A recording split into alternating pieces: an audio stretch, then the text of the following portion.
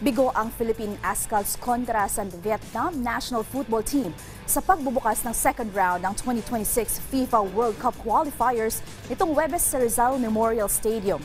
Yan ang ulat ni Daryl Clares ng PTV Sports.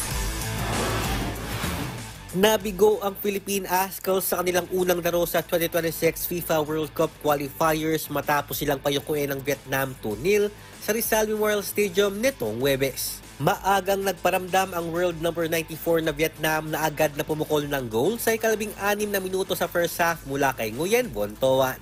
Matapos ang buena manong goal, dahan-dahan napunta sa Golden Star Warriors ang momentum, dahilan para mahirapan ang Ascals na makakuha ng ball possession at malampasan ang depensa ng kalaban.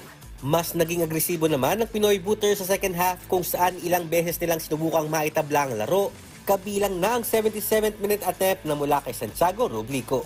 Nakaisa pa ang Vietnam sa extra minutes ng second half mula kay Nguyen Den Bac para tuluyan ng maseliwan ang panalo.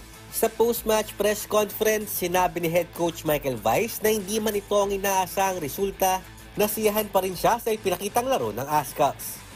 Nevertheless, I'm very satisfied with the performance. I think we can held our heads high. We let everything on the pitch.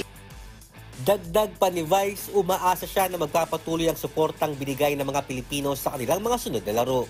Interesting, exciting match for the people, and I can only hope they support us in the same manner against Indonesia as well. Samantala, matagumpay naman na naging #StandYourGround at #10KStrong campaign ng Philippine Football Federation. Sa kabuuan, 10,378 football fans ang nakasaksi ng laban sa pagitan ng Ascals at Vietnam.